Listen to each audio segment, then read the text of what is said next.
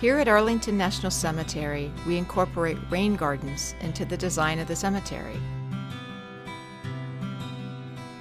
The primary goal of a rain garden is to filter pollutants from stormwater before it goes down our storm drains and into the Chesapeake Bay.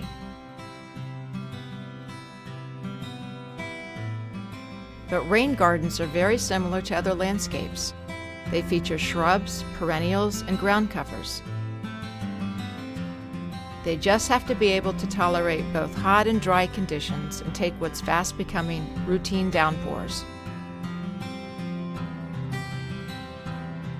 Swamp milkweed, butterfly weed, black-eyed Susans, and ornamental grasses all attract numerous bees, butterflies, moths, and a myriad of other insects.